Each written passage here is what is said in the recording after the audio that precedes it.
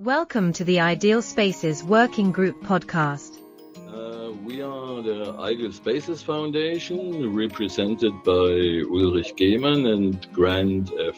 Rainham. And today we want to speak about the city in its recent context, with a special emphasis on the phenomenon of digitalization, with Pedro Guimaraes and Daniel Paiva from the University of Lisbon. Perhaps you can give a short introduction to us, who you are, your range of activities. Okay. Should I start, Daniel? Yeah, sure. Okay. Well, I'm Pedro. I'm an assistant professor here at the Institute of Geography and Spatial Planning, Lisbon University. I've been researching cities in its connection with cities, how it changes, it evolves, it deals with inequalities that are enhanced from the evolution of retail, and presently, of course, with the rise of the digital society, the implications of the digital to the cities and its commercial sector. So that's more or less it. Daniel? Yes. Hello, everyone. I'm Daniel Paiva. I'm a researcher at the Center of Geographical Studies of the Institute of Geography and Spatial Planning at the University of Lisbon. I am a colleague of Pedro. Together with Pedro, I am also the coordinator of the research group ZOE, Urban and Regional Policies and Change. It's the name of the research group. My research is focused on the relation between people and urban space in the context of consumption and tourism. And so I'm focused mainly on the emotional and sensory dimensions of urban change in consumption settings. I mainly work around the city of Lisbon, and so Lisbon has been going through a very deep process of touristification, which had a lot of impact, or which was driven a lot by also the digital economy. And so I'm also interested in that. I also conduct research in Brazil, in Poland, in the UK, more recently also in Mozambique. And so I try also to compare the transformations of Lisbon with other case studies. And yeah, I think that's it, basically. Mm-hmm. This sounds as a wide array of important topics you have to address here. And to go into medias res, according to your research and your experiences, which are the major effects of digitalization on the city related to the consume effect? Do you want to go first? Yes, okay. I can go first. That's a very wide questions. There are a lot of effects. There are three types of effects. Each one has its own research field, or can be divided into an array of topics. I would say that it has impacts on cities in itself, in its physical structure, so the physical environment, the effects on the commercial or retail sector, and the third one, it's the impacts on the consumers. I would say that in each one of them, there are reasons to study each one of them as individual and also as a part of a large picture of a large setting, that is the increasing digitalization of the society. In terms of the cities, in terms of the impacts of digitalization to the cities, I would say that, for instance, the implications of digital consumption in cities may provoke or may lead us to raise some questions of what will be the city, the physical environment of the city if we just buy online, or even if the shops are mainly as a place to pick up something that we bought online. It means that the city, as we know, as our European way of living, very social use of the city, may lose a little bit of this perspective.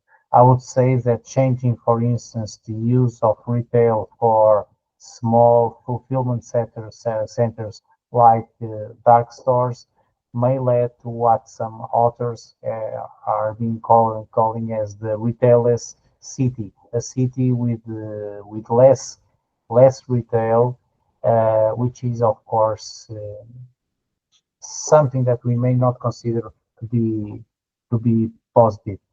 Furthermore, we should ask or should argue that the digital is implying that there is a lot of new movements for the last mile logistics. How are the products being delivered to the houses or to the pickup points where consumers can pick them up? These led to a new movement of couriers just driving around city, delivering the package in cities that are already filled with car traffic. So this is the impacts on the physical environment. Just I will shut up shortly. I would say that in terms of the implications for the retail, the adaptation of retail to a new commercial environment, very much based on the digital, may lead to a loss, or to a loss of some of the remaining independent retail, less able to compete in a digital world.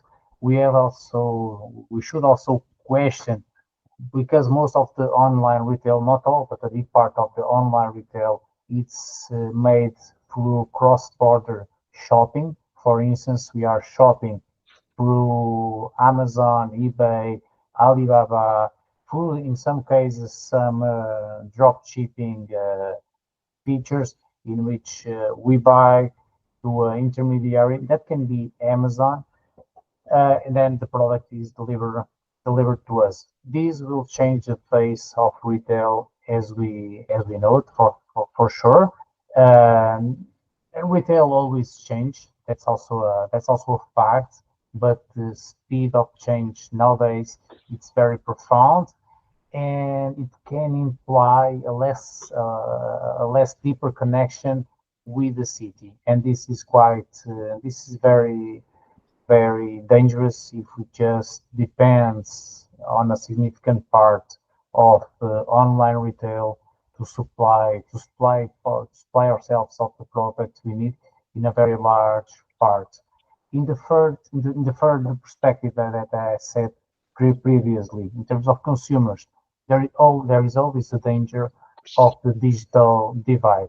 We, although we live in a digital society, in a digital world, there are a significant part of the population that still lacks access to the digital. So the speed of transformation that I just said may lead some of the consumers to be left out of the supply chains, and this can lead, for sure, for the increase of social, economic inequalities among the population that lives now in urban environments. Mhm. And Daniel? Yes, I mean, as Pedro said, it's a very broad question. It also has to do with what we consider to be digitalization, because digitalization is also a very polysemic word. It can mean different things. We can be talking about digitalization in the city, and perhaps sometimes we mean the platform economy, sometimes we mean the gig economy, sometimes we mean the financialization of the city. And so there are different processes taking place. I would say that two or three things that are important to underline. One of them is that um, there are some changes which are structural and they affect the city as a whole. And then there are some changes which are perhaps a bit more sectorial or affect mm, the society differently, so to speak. And Pedro was also talking about the digital divide, and I think it's very important to underline these. And so we have some urban processes which really transform the structure of the city and kind of the structure of our everyday lives as well. So we can talk about in cities like Lisbon, where I conduct most of my research. There was a sort of a process of Airbnbification. So the possibility of short term rentals that Airbnb provided completely transformed the city, especially the city center, and houses that were available for long-term rentals were mostly converted for tourism accommodation. And so this had a very significant impact in the structure of the city, and the city center um, kind of became a focus for tourism, and it became the city kind of became like a donut. So we had kind of the living city around the city center, and the city center was more like a tourist hotspot in the city. And this obviously led to other transformations. So we have different transformations in the city center, a growth of nightlife, a certain festivalization of the city, and this has to do with this very structural change, which had to do, first of all, with a certain Airbnbification of the city. And then we also can talk about, for instance, the impact of delivery platforms and mobility platforms like Uber. Pedro was also talking about this. This also has a very structural impact on how we move on the city. As Pedro already underlined, the increase in car traffic, and it's an environmental concern. So digitalization not only has social impacts, it also has environmental impacts, but it also affects work and the working relations between people in the city. And as Pedro was saying, it's important also to underline that there are winners and losers in this scenario. And the thing about winners and losers is not really just to have a dichotomy and just to say that, okay, there are some people who are profiting in a way with these transformations. There are people who are kind of digitally excluded. I mean, they might have access to digital means, but they might not have the skills or the capabilities to derive positive outcomes from digitalization. But we also need to think about that there's kind of a digitalization which is top down and a digitalization which is kind of bottom up. And so we have all of these big platforms changing the city. So things like Amazon, Uber, Airbnb, and so in different ways they change the way in which we consume, in which we use the city. But there are also other kind of digital gadgets, apps, which help people also to, first of all, to develop business and also to participate in consumption acts.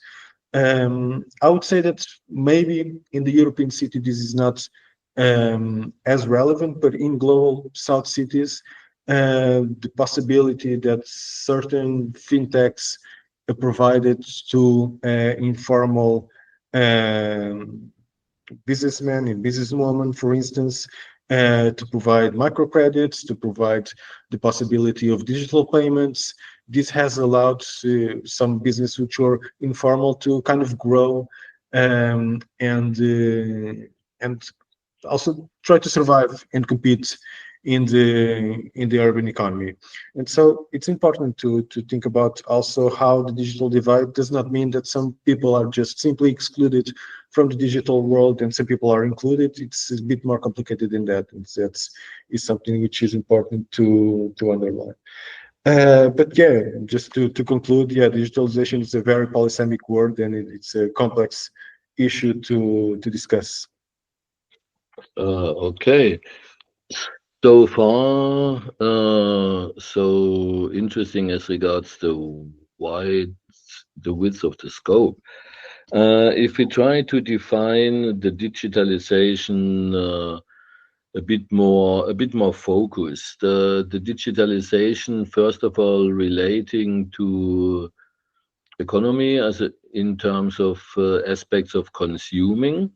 For instance, tourists consuming the inner city in certain ways. Second, the digitalization, what you addressed in terms of big companies changing the city. This is one aspect. And the other aspect, I think even more fundamental is in our classical understanding of the city has been associated with citizenship, and citizenship in turn has been associated with places in the cities. Also, this whole identity discussion refers to it. What happens if these former places for citizenship and identity uh, let's say, degenerated into touristic open air museums, mainly populated by tourists who live in Airbnb apartments in the city center? What this makes with the city? Uh, Pedro, do you want to go first again, or do you want me to go ahead? No, as you wish, Okay, as you maybe I prefer. can say one or two things about this, Okay. which is, I mean, I do think it's difficult to be very focused when we are talking about digitalization because it's a very broad topic, but and it also has different impacts in different parts of the city, and so it's not, I would say, the same to talk about the city center or to talk about residential neighborhoods within the city or to talk about the suburbs. And so these are very different realities about tourism in the city center outside of European cities, which are perhaps in this case a bit more problematic, so to speak. There is indeed, I mean, kind of a platform urbanism which just kind of emerged with kind of the rise of Airbnb and short-term rentals, of Uber and a certain delivery kind of consumption. And obviously, this has kind of leveraged the transformation of city centers and the increase of tourism in city centers. And I mean, first of all, we have very functional transformations which are related to this. First of all, obviously, in terms of housing provision. So we have buildings which were meant for housing, which are now converted into tourism accommodation. In terms of retail as well, I mean, we keep the functional retail, but the kind of retail that we have there, it's very different. And Pedro can talk about this better than me. But this also leads to other kinds of consequences. And so obviously tourists seek different kinds of urban experiences than local population. And we also have a very diverse kind of mobile population which are seeking European cities. So it's not really just tourists.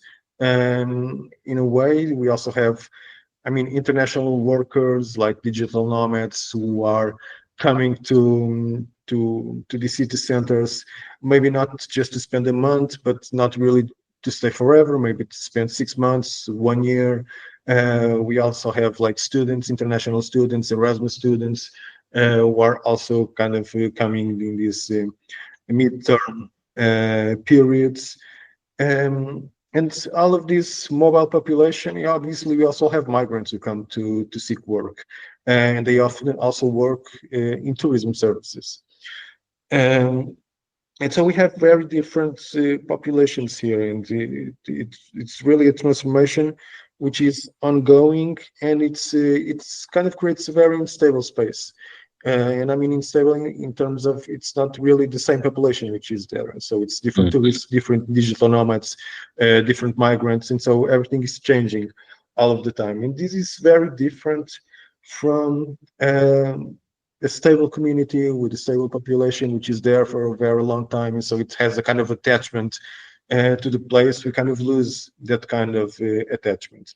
I would say that we do not lose really public life, because I mean you still have encounters in public space. You still have kind of a sense of place, maybe a more mobile sense of place, but you have a sense of place there. We have an image of the city, an identity of the city. We have a certain culture, which is multicultural, which is international, but it's a very, very specific culture. And so I would say that I would not really call it degeneration. I think it's something different. It's something that perhaps we are still trying to start to understand, but it does have a public dimension. It's a public dimension which is difficult to grasp right now.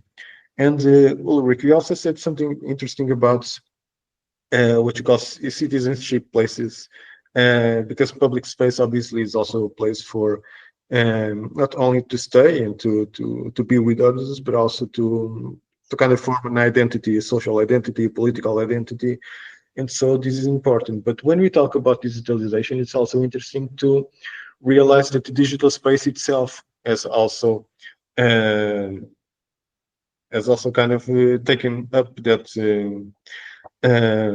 role. And so right now in social media and so on, we have a lot of spaces that function as public spaces. I think something which is interesting and very important, and I see that in my research in Lisbon, because in my research I'm very concerned about how local communities respond to the impact of tourism.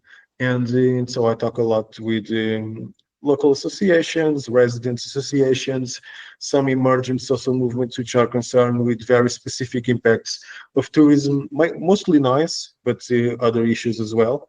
And it's interesting to see that it's mainly also in digital space, in social media, in social networks, that some movements are formed about very local issues, very specific local issues. And it's kind of a mix then of digital and situated citizenship, because people will meet online, they find common ground on certain issues, and then they start to meet in spaces within the city, sometimes in public space, sometimes in cafes, sometimes in local associations, sometimes in bars and spaces like that. And so here in Lisbon, we have kind of an emergent line of research on physicalization, and so the mix between the digital and the physical. So to try to understand the touching points between these two topics. And I would say that in terms of citizenship, there's not a lot of research on this, but it's also interesting to see that it's not really that the digital is taking away citizenship from public space. I think there are new ways in which citizenship is entangling digital and urban spaces, and this is also something interesting to address. But I'm sure that Pedro has more to say also about these topics that I've been touching upon. Yes, I would. That's a very very interesting question. Um, I would say that the city and the city center is changing, and it's changing in a very different dimensions, which mean that we cannot call it as a change that affects just one thing, and the city center is now different because of and will provoke an impact on something. Um, Yes, I do agree with Danielle. I do not feel that citizenship is now in danger with the digital in the city center, and as in most European cities, most of the effects of tourism is in the city center. There is still, and in Lisbon, this is very, very clear still, the city center has a very public dimension. Um, and even if people do not recognize it on a daily basis, that is, even if they don't attend the city center on a daily basis to shop or just to leisure, when we do have some types of demonstrations or public festivities, it is mainly in the city center and in its main streets that this type of events occur. This means that despite there is a detachment of the city center in terms of retail functions for the local population, the significance and the symbolic dimension of the city center still remains completely valid.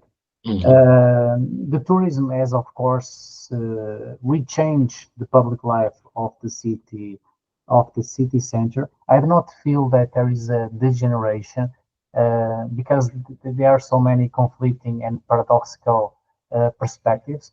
There is, of course, there is always the negative issues like uh, like gentrification, and these occur. We do not know the extent, but this is evident.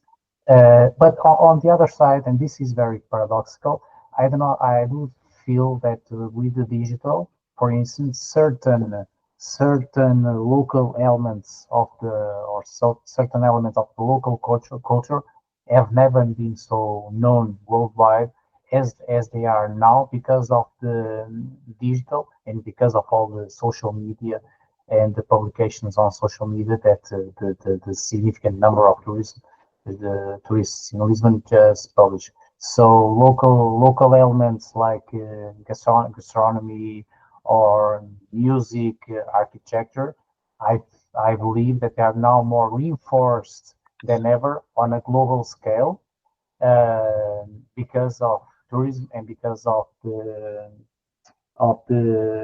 of the digital.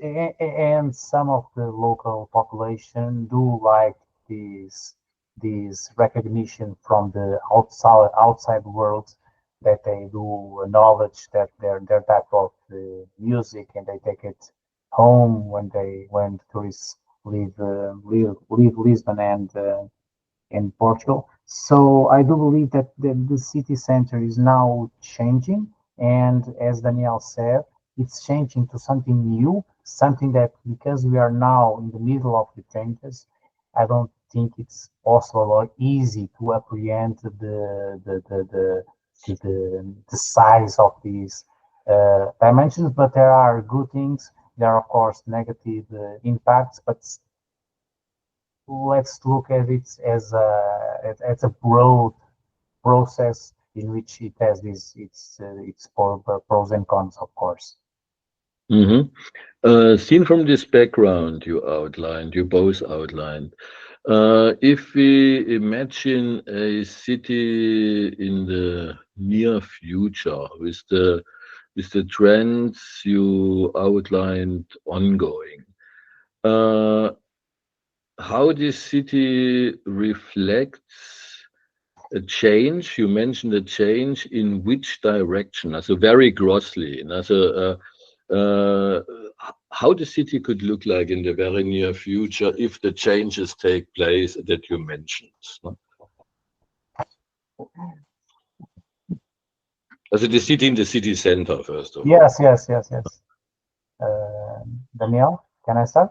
Yes, Or, sure, go ahead. uh, the easier way to answer you is honestly I don't know, and I think we have to be a little bit humble to recognize that we really don't Mm. know, and this is very important to just to say we don't know because if we look back 10, 15 years ago, uh, few would guess what city center of Lisbon is nowadays. So really, the first thing we just don't know. But there is something that we do know. It's exactly what we said before. It's we know that this evolution has provoked good things, of course, but also it has its downsides. its negative issues, and we can try to control them. And I think this is very important to know exactly what we want our city to be in the future. I don't Not know. exactly, not what's going to be in a linear evolution from now to 10 to 15 years, but knowing what is the type of the city I want in 10, 15 years from now. Now it's what's going to be, but what do I want it to be? And very important, and this is a reflection that has to be made not only by academia, of course, but by public authorities, citizens, civil society, local associations. I would say, as I always say, I would like the city to be inclusive, and this inclusive means that's a city for all, not excluding some parts of the population, as of course it has been doing right now. So let me answer you by not answering what will the city be, but what do I want the city to be, and that's an inclusive city. Yeah, I think this is a very important question, even if not the most important question at the end of the day. It's about an ideal space in the sense of ideal as an imagination. What we want the city to be look like, as you had it. No? What is our understanding of the city, and as a result or combined with it, an understanding of ourselves as prospective citizens for the city of the future, and how this city shall look like. I think it's a central question at the end of the day. Yes, Pedro, can I? Continue? Yes. Yeah, yeah. No, I think this is a very interesting question. I mean, what should the city be, and what should the city look like in the future? And I do agree with Pedro. I mean, it's very difficult to know, but I also think that it's good not to know what's going to happen, because that means there is room also to idealize, to imagine, and to think about. And that's also is something that should give us hope for the future. I think there are some things that we need to take into account when we think about the future, because I mean, first of all, digitalization also transformed the city in the political sense, because I mean, perhaps 50 years ago, when we were talking about planning the city and transforming urban space, we were mostly talking about public enterprise. And right now we see that most of the transformations in the city center, which have all of them to do with the digitalization, they are mostly led by private companies who create platforms which become very powerful because they kind of take on the role as mediators between the different urban spaces, different urban populations, and so on. And so one thing that we need to take into account is that we have very much diverse sets of actors who are able to act on the city. And so this, first of all, must lead us to think about the future of the city also in terms of governance. And so how can we collaborate between public, private, civil society, and obviously thinking about that this set of actors have very different capabilities, and so power relations are something important here. And I think that's something that became clear in recent years, is that all of these movements which are kind of emerging in the city and trying also to imagine a different city and to idealize a city which is not so much oriented just towards consumption and tourism, um, still had a very difficulty in making their voices heard, and so in really creating an impact in urban policy. And so this is something that we need to be aware about, that we have different actors which have the power to transform the city. There are very specific power relations between these different actors, and there is conflict, and conflict should not really be understood as something which is necessarily negative. It can also be understood as something generative, as something which creates dialogue, creates the possibility of confronting different worldviews, and to think about new scenarios for the city. And so I would say that this is perhaps the biggest challenge to really think about right now. How can we create an urban governance which is inclusive, which can provide room for different ways of thinking about the city and different imaginations of what the city should be, and perhaps try to work with this, just not try to work with one very specific ideal about what the city should be, but in a way try to concatenate different ideals for the future of the city. Obviously, taking into account that we have a very unfair and unjust city at the moment, and so we need to work on giving voice to the people who have been marginalized in this process of digitalization and touristification.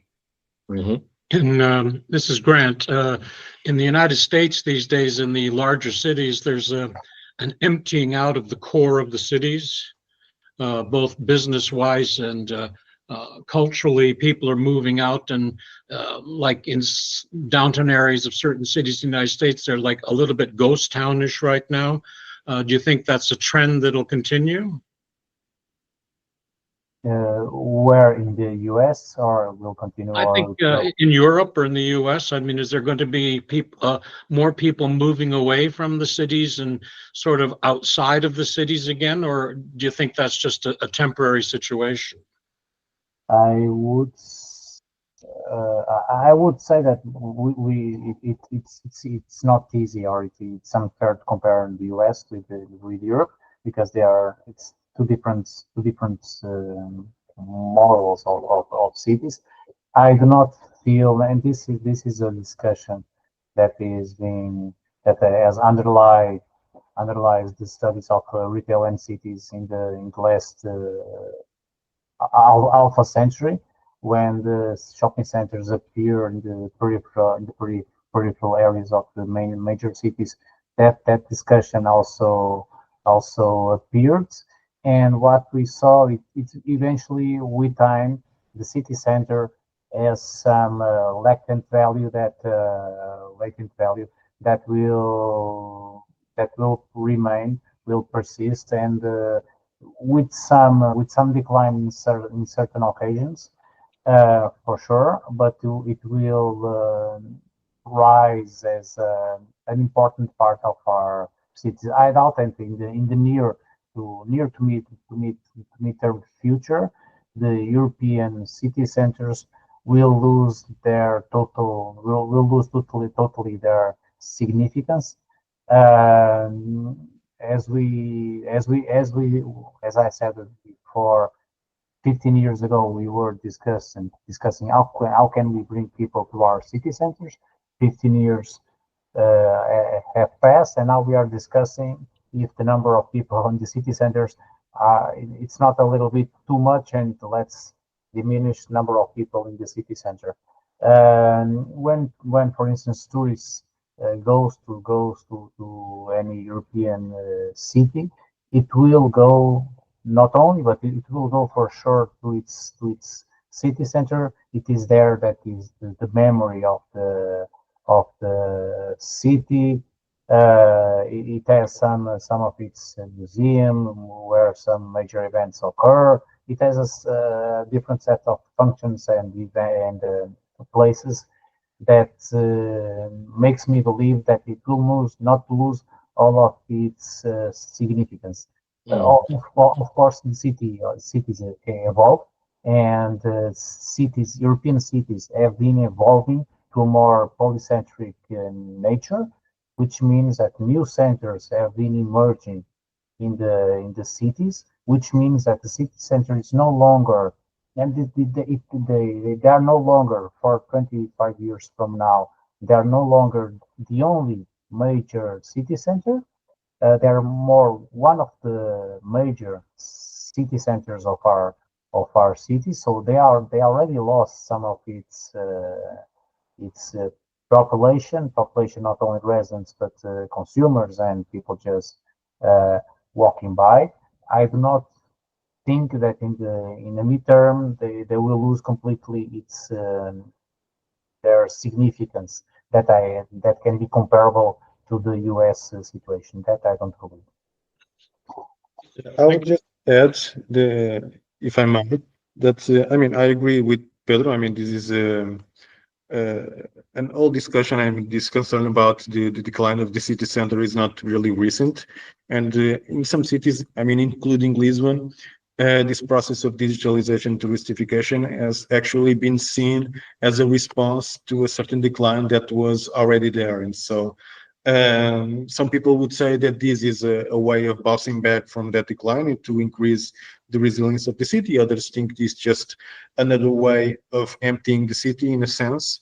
And that is true. Obviously, we are losing communities in the city, we are losing local population. Some buildings have become financialized because they were bought just for real estate speculation. And so that's not really a life associated with that. But we also have a certain life which is has to do with consumption and tourism. And so maybe it's really not, at least in the European case, losing the city center is not really a case of decline, it's more a case of urban transformation. I would also think, I mean, I'm not an expert on North American cities, I'm mostly focused in Europe and South America, but I would say that probably different cities are undergoing different processes, and so some city centers might be in decline, others are not. But we also need to take into account that, I mean, nowadays we have huge metropolises, and so the cities have grown exponentially, and they have now different centers within the city. And I see that in cities, European cities like Lisbon or Warsaw, we see that what we call the city center, which is the historical core, um, is not anymore the central business district. And so we have other parts of the city which kind of take on the role of the central business district. And so the city center becomes kind of gets a different function within the city. And that's not necessarily a negative thing. And obviously, we can be concerned about the decline of local life and the community life. Uh, but sometimes we also should look at the city as a whole, because there are other spaces in the city which also become very interesting in that sense. And so I would say it's also important in this case not just to focus on the city center, but to think of the city as a whole, because there are many centers and many peripheries in the city. And some cities may have the center as a periphery right now, but that might also change in the future. Thank you. Seen from this background, coming back to the question, and let's take the European city, but having in mind what has been called in a classical discussion the conditio humana, the general human condition, and the city as a place to live in a humane way. If we see this, and if we come back to the question, how an ideal city, an imagined city of inclusion, as you had it, could look like in the very near future. Deliberately, I want to come back to this vision as a kind of guiding star, where we, in which direction we can influence developments, at least towards this guiding star. What about inclusion in this, let's say, ideal city of the next future? How this inclusion could really look like in terms of daily lived life? Can I do Yeah, sure, go ahead. that? Well, something that I've learned through the years. It's that inclusive means just that, means it's inclusive, which means that's not only a model. It's a myriad of different things.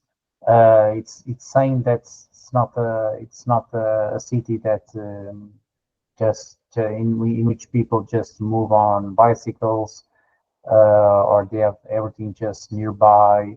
It's a city where you can do that and can ride you can ride your car. It's a city in which you can buy something in a 100-meter radius, and you can just go 10 kilometers to acquire a different thing.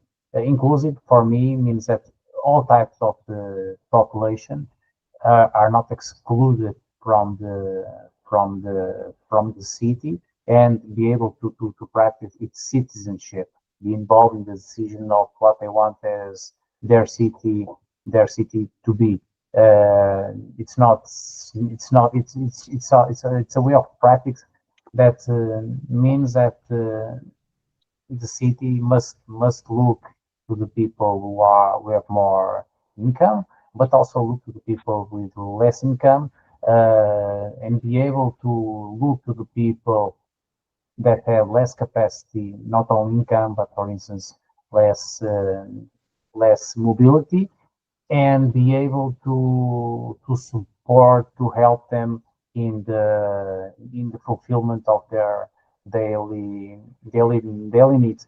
On my perspective, this also implies that the city, of course, and its governance structures, especially the public one, must look to the city not mainly from an entrepreneurial perspective, because we are not ask our public transport to be profitable. That's not what uh, what we need. It's not for them to be profitable. It's for them to supply the population. It's also, and not be afraid to somehow uh, establish that certain functions, even if private, need to be regulated in order for them to supply some of the functions that are public in its nature. For instance, banks, post offices. These are now private, but they fulfill a public function, which means that they should not only work from the profitable perspective, but they should also comply with certain with the needs of some parts of the population. Inclusive for me means everything. It means not only a 15-minute city, or the super blocks from Barcelona. It means that the super blocks and 15-minute city. It's something that we should look at. It may work in some neighborhoods of the city. It shouldn't be a model for all of the city, because they are part of the population. Some people may not like it and may prefer just to do something else, and that should be fulfilled in my perspective. Hmm. Yeah, just to add to what Pedro was saying, I think what Pedro said is important. I also like this idea of the right to the city. And so, right to the city in the sense not just a right to access what there is in the city, but also the right to imagine what the city can be in the future. And so, I think that's um, we need to, first of all, to take into account that we have now very diverse cities, and I mean diverse not only in the more traditional sense, in the sense that we have different cultures, different ethnic backgrounds, different religions, uh, old people, young people, men, women, um, but also that we have different social classes in the city, people with different individual tastes, people with different levels of mobility at the international and at the local level. And we need to take into account that this pluralism means that there will be different visions on the city. And so thinking about the right to the city as a right for everyone to participate in the creation of the city, I think this is the main challenge, to think about the ideal city. And I mean, perhaps instead of thinking about the ideal city, we need first of all to think about the ideal urbanism. So how do we Hmm. create the city with people and not a city for people? And that means thinking about new methodologies to involve citizens, that can be also digital methodologies, which can include people, perhaps also creative methodologies, but we need to work more on the side of participation in urban planning, in urban design, um, and in urbanism in general. And so I think this is the main challenge that we face right now. Hmm. How this could be achieved, this real participation? And that's the $1 million question, right? Uh, I mean, I think there have been interesting experiments. I mean, at least throughout Europe, in working with people to create new. First of all, to give voice to people. I think digitalization also played a role there. We also need to take into account the positive effects of platform urbanism. So right now we have a lot of platforms mostly based on geographic information systems where people can also pinpoint issues that they have in the city, and that makes it easier for urban authorities also to respond to things that are happening at the moment. And so that is perhaps the first stage of making urbanism a bit more participatory. So create structures for urban authorities, public authorities to understand what are the real issues of the population in real time, and find a way to respond to this. But this is kind of, I mean, in the short term. So we need also strategies for the medium and long term. And perhaps this is where we are a bit lacking in terms of also research and experiments, but I think we are also kind of moving forward with this. I see, I mean, a lot of interest in new ways of creating participatory um, approaches, especially those which are focused on imagining scenarios or specific interventions in places with people. And so I see a lot of interests in creative and co-creative methodologies. And so I think this is something important that we should also bet on this, and kind of lose the idea that the city will be planned and designed by an architect or an urbanism, and perhaps think about that architects will be working with local populations and perhaps artists as well, and to try to create spaces which are really not just material transformations, but really think about the social outcomes of these material transformations. And so how will people use a certain space? How will they respond to the functions of that space? And so this is something important to achieve.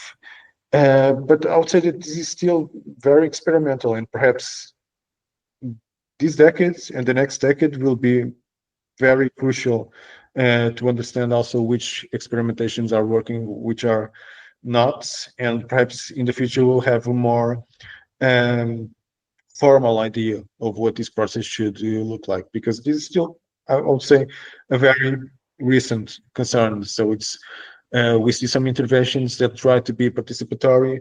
They are usually very site specific.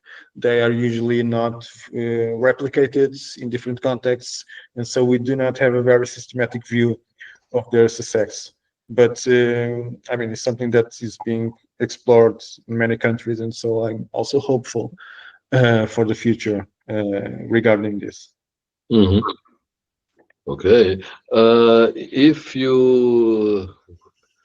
you would have to make some concluding remarks towards this ideal city outlined with its inclusive and participatory aspects, what are the most important points to be considered now in the present that they not get lost as a potential inside the dynamic context of the existing city today, with all its restrictions also, so the capital point, the gentrification point, and so on and so on. What has to be kept in conscious for the future city in order that the very process towards a future city does not get lost in terms of participation and inclusion?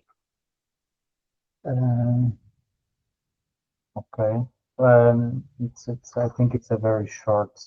I think it's a very short answer. It's not an easy one, to be honest. Uh, it's very hard.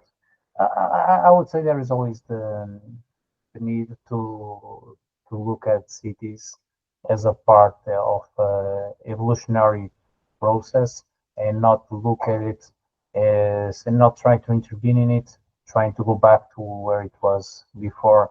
in the past, in a certain point in the past. I do believe that the memory plays some tricks on us, and sometimes we do look into the past with some built memory of something that never occurred, and problems within cities have always occur. So we do not have to be afraid of the ongoing changes, and there will be major changes. The digital that bring us here to this discussion will provoke a significant number of changes to the city and to the way we do our living. In terms of how can we make our future and plan our future to be more inclusive. It's recognizing, I do believe that it is through the recognition that the city will be different in 2, 5, 10, 15 years from now. This is inevitable. But think what are the basis of our daily life? What are the functions that we do need to sustain our way of living? For instance, the supply of our daily needs, the supply of our social functions. So have a list of these type of functions that we do need, what kind of work it is expected to be more to have more in 10 years from now. So considering all of these dimensions, recognizing that, for instance, the physical structure, not only the social structure of the city, but also the physical structure of the city will change. Again, it is expected that some number of small to medium fulfillment centers, at least not necessarily retail spaces, but fulfillment centers, will continue to be developed within the urban city environments. These will provoke major changes in the way we supply. So the change, it's inevitable. It's something that it must be our standpoint, and try to understand all these changes that are now occurring and will continue to deepen up in the next years. How can we plan? How can we intervene, regulate in order to be able to still sustain our daily functions in the future? So there isn't a specific measure. Again, it's as Daniel was now saying, it's a matter of public, and when I say public, it's enlarged discussion of the city, and it would be a little bit, I don't know, well, it would be a little bit too much for me to say now, well, this is what the city should be. I think we do need to listen to some of the population, to local people, in order to be able to answer it. Mhm. I would just add that, I mean, I agree with everything Pedro said. I think it's important to underline that the city is in constant transformation. It was in the past, it is now, it will be in the future. So it's not static, it's never a finished project, and it must be understood also as a whole. And so we need to take into account the different parts and the functions of the city. Um, what I think it's important to underline is that governance still needs to be a bit more open. We need to think about open structures for participation, for the imagination of the city. And this is perhaps something which is lacking here, because we have very stable public institutions. Now we have very big private firms also playing a role in the urban transformations that take place. And we have a very mobile civic society, and sometimes very unstable. So associations, social movements emerge and they fade away. And so we need stable, open structures of dialogue between these these different elements of urban governance. And so this is something that must be expanded in the near future. That's really the only way to really think about a city that is just, that is cohesive, and which is resilient to face all the challenges that we are facing right now. Yeah, I think that's it. Not an easy task. Many thanks. Yeah. Okay. Many thanks.